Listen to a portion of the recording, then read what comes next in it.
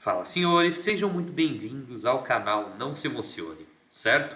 Hoje vamos falar dele, o magnífico Revolta de Atlas, para finalizar, certo? Então hoje vamos falar do discurso do John Galt, perfeito? No rádio, em todos os sinais, onde os saqueadores não conseguem bloquear, perfeito? Vamos lá? Revolta de Atlas aqui, senhores. Ó, Ayn Rand, Revolta de Atlas, esse é o box, tá? Finalmente terminamos os 3 livros, tá? E agora eu vou retirar ele aqui, o terceiro, para ficar mais fácil para demonstrar para vocês sobre o vosso queridíssimo discurso do John Galt, certo? Aqui está ele. Peguei o terceiro livro aqui, certo? Recomendo muito a leitura, tá? E assim, falamos, tem várias coisas no meio, tá? Como a frase do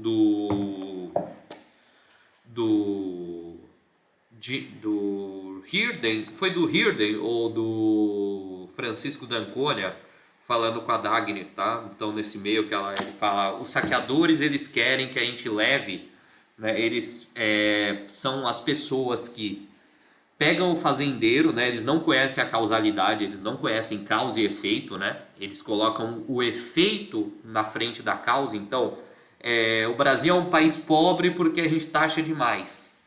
Não, o Brasil é um país perdão, ao contrário, né? O Brasil é um país pobre, por isso a gente taxa demais, né? Seria esse o efeito que os saqueadores distinguem e colocam como a causa e efeito, né? Socialista padrão, nada demais, né? Nada de novo por aqui, certo? Então vamos lá. E aí tem nessa frase, né, onde se eu me recordo bem, é o Francisco d'Ancona que fala para Dagny, ou o Hirden que fala para Dagny, tá?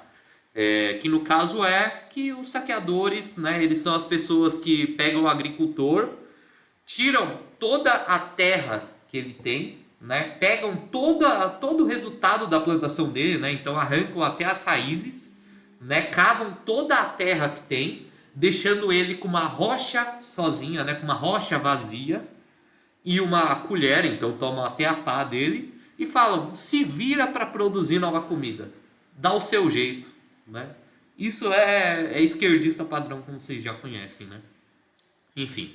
Bom, o discurso do John Galt, tá? Ele é bem longo, né? E ele traz diversos conhecimentos em geral, né? Aqui vão algumas frases dele, tá? Que eu vou passar, tá?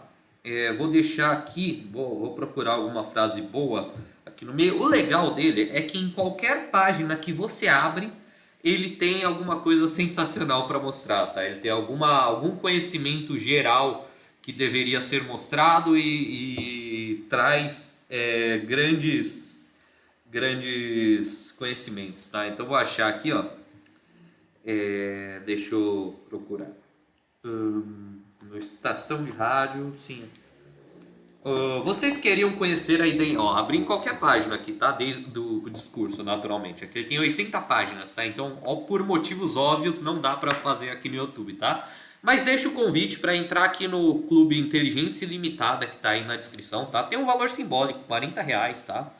E lá a gente vai destrinchar o discurso do John Galt, a gente destrincha vários livros, tá? Como A Arte da Guerra, como O Homem Mais Rico da Babilônia, que estão aqui por trás, tá? E lá a gente também passa diversos conhecimentos que esses livros trazem, como esse do John Galt, né? Que basicamente, assim, inevitavelmente leva ao Bitcoin, né? O Satoshi Nakamoto é o John Galt da vida real, né? Praticamente.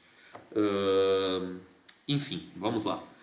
Olha só, se vocês tomam o irracional como padrão de valor e o impossível como conceito do que é bom, se desejam recompensas que não merecem ganhar, uma fortuna ou um amor que não merecem, uma falha na lei da causalidade, um A que não se torne a seu bel prazer.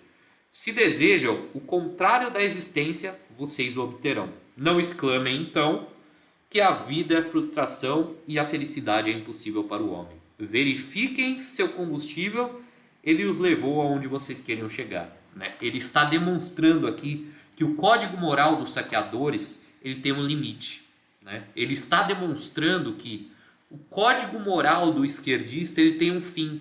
E a finalidade dele, o fim que ele leva, inevitavelmente vai trazer miséria, vai trazer paz, e vai trazer, paz não, vai trazer guerra, né? E, cara, ele vai trazer a maior miséria que a humanidade pode obter, né? E sendo assim, os empreendedores, né, os homens de negócio, as pessoas que realmente movem a sociedade, né, deveriam se revoltar. É a única classe que nunca fez greve na história da humanidade, né, e se um dia ela o fizer, o código moral dos esquerdistas vai chegar ao fim deles, né, o código moral dos estatistas, perdão, né, vai chegar ao fim deles, tá? Quando não houver mais vítimas para saquear, o código moral vai chegar ao seu fim. Aí ele até pergunta aqui, ó, vocês queriam, onde está essa frase? Vocês queriam saber quem é o John Galt? Deixa eu localizar aqui.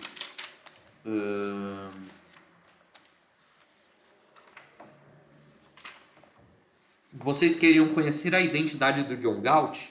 Eu sou o homem que fez essa pergunta.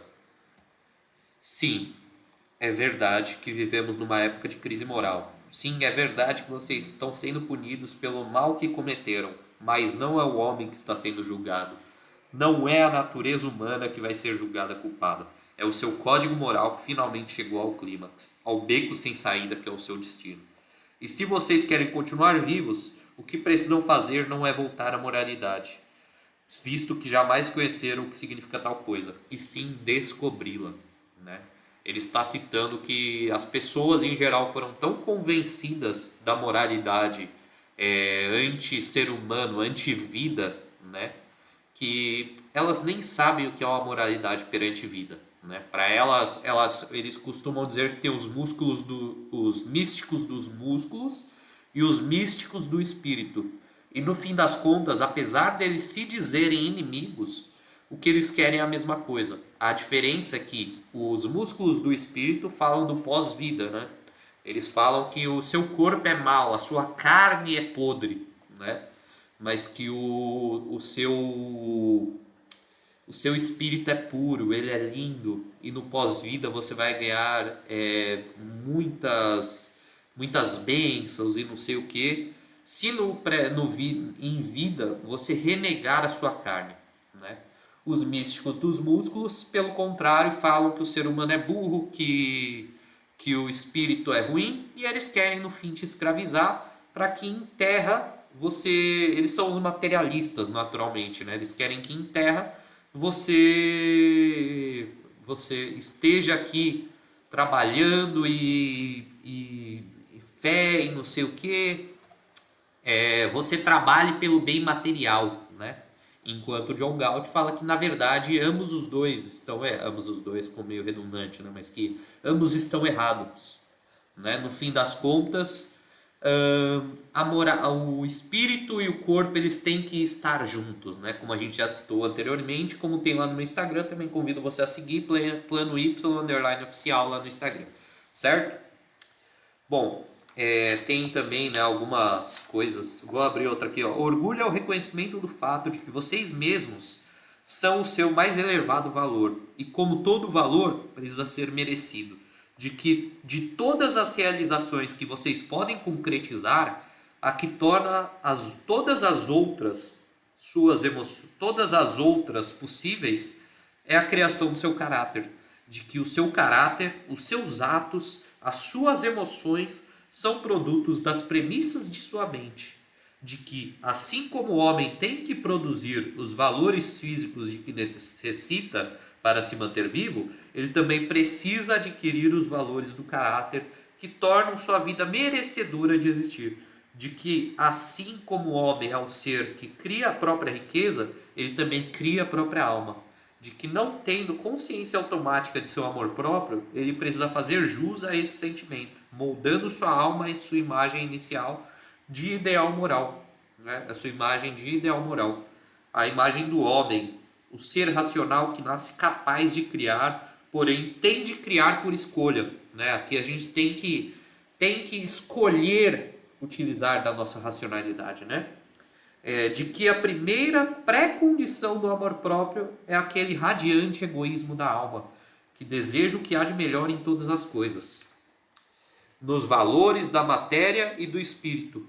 Uma alma que busca, acima de tudo, a conquista de sua própria perfeição moral, não tendo nenhum valor mais alto do que ela própria, e que a prova de que se atingiu o amor próprio é constatar que a alma estremece de desprezo e rebeldia ante o papel de animal oferecido em sacrifício, ante a vil impertinência de qualquer doutrina que propõe a imolar o valor insubstituível que é a sua consciência, e a glória incomparável que é sua existência, em prol de evasivas cegas, da decadência e da estagnação de outrem.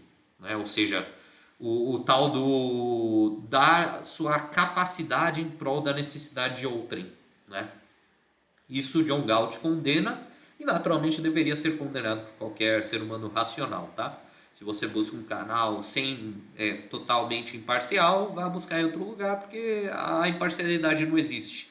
Né? Em resumo é isso. Então, fique ciente aqui que as opiniões do NSE, apesar de lerem o livro, né, levam em conta que, cara, jamais dê sua capacidade em prol da necessidade de outrem. Tá? Fica de lição aí, perfeito? Para saber mais do discurso do John Galt, entra no link da descrição, vai lá no Inteligência Ilimitada, nosso clube de leitura, e o NSC fica por aqui. Tchau, tchau.